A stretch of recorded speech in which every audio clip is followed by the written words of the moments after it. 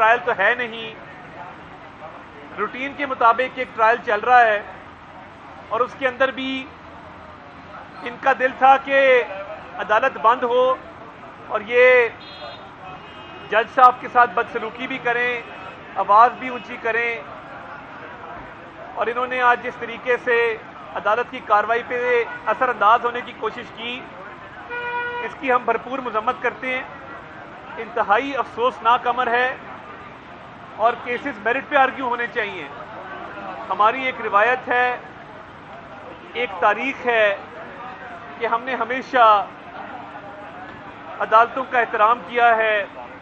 Panama میں جتنی بھی زیادتی ہوئی ہو، ہم نے آج تک عدالت کی حکم عدولی کا تصور بھی نہیں کیا۔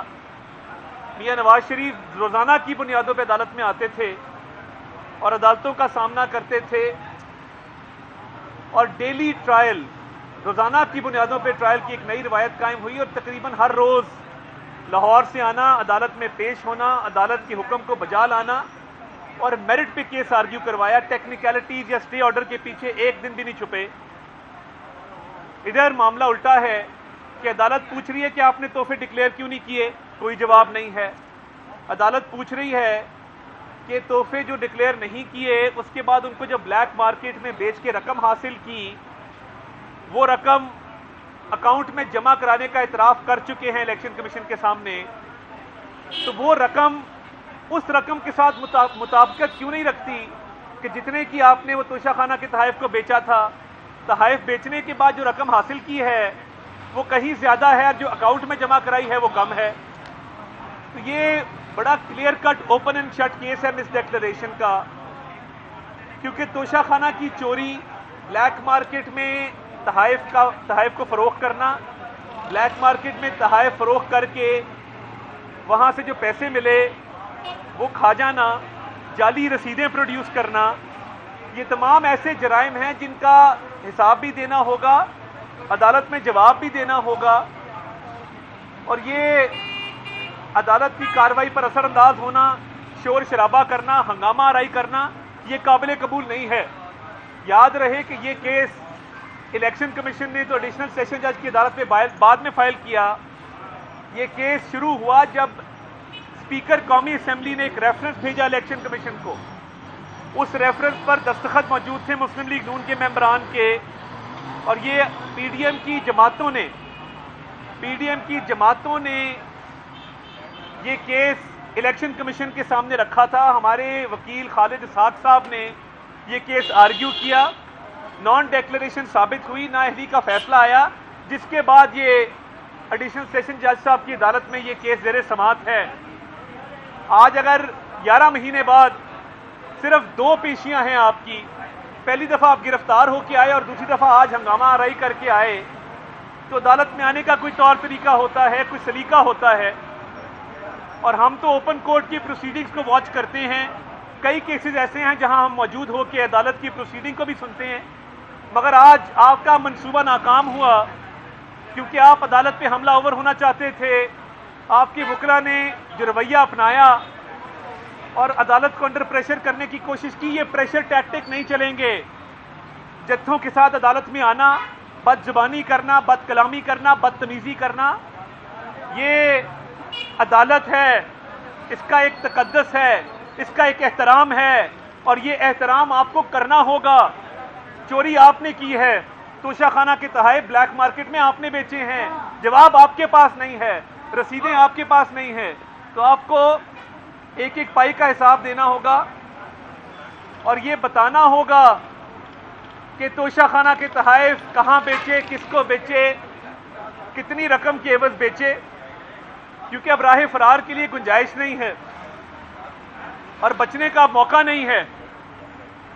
آپ نے جعلی رسیدیں بنائیں، آپ کے وکیل علی ظفر صاحب بہت ساری چیزیں تسلیم کر چکے ہیں اور عدالت کے اندر یہ بات مان چکے ہیں کہ آپ نے یہ تحفے بیچے ہیں، آپ نے بیچ کے رقم بھی حاصل کی ہے۔ جب یہ ساری باتیں تسلیم شدہ ہیں تو پھر ٹرائل کو روکنے کی کوشش کیوں کی جا رہی ہے؟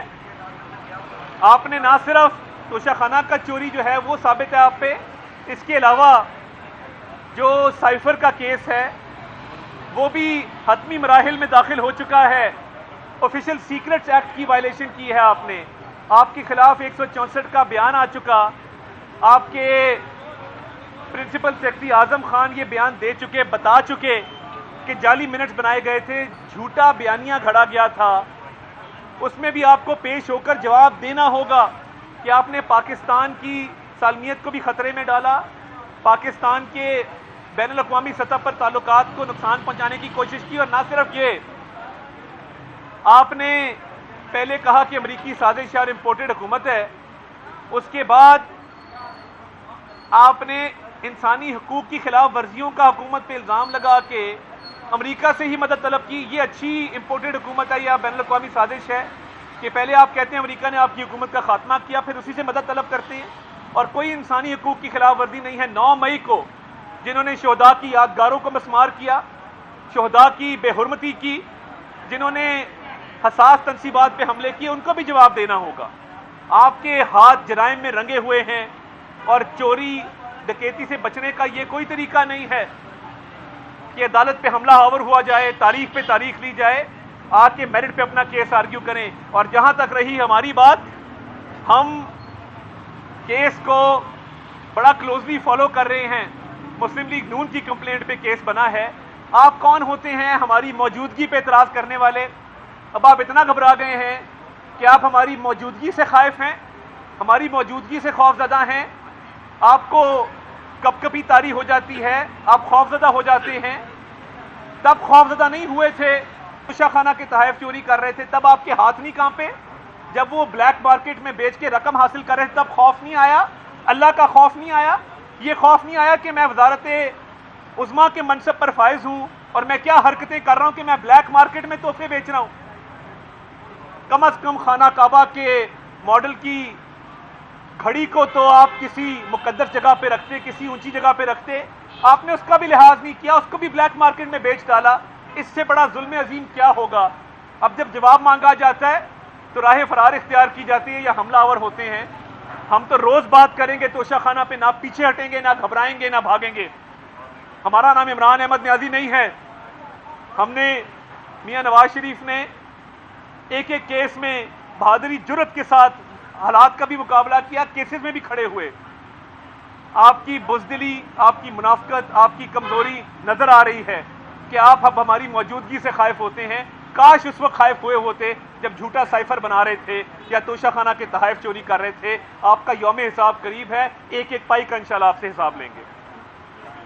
عطادر صاحب, آج انہوں نے آپ کی ایک آڈیو لیک ہوئی تھی جو انہوں نے آڈیو لیک ہوئی تھی, اچھا جی, کورٹ میں انہوں نے پیش کر دی ہے اور اس پر وہ اعتراض کر رہے ہیں کہ عطادر صاحب کیوں تمام لاہور سے بھی وکلاء کو بلا رہے ہیں, اسلام آباد سے. دیکھیں ایک تو لاہور کا کہہ رہے تھے کہ جو پی ٹی آئی کے وکلاء ہیں وہ بدماشی کرتے ہیں کورٹ روم کے اندر. دیکھیں ایک تو یہ مجھے پتہ نہیں کہ انہوں نے کیا آڈیو پیش کی ہے.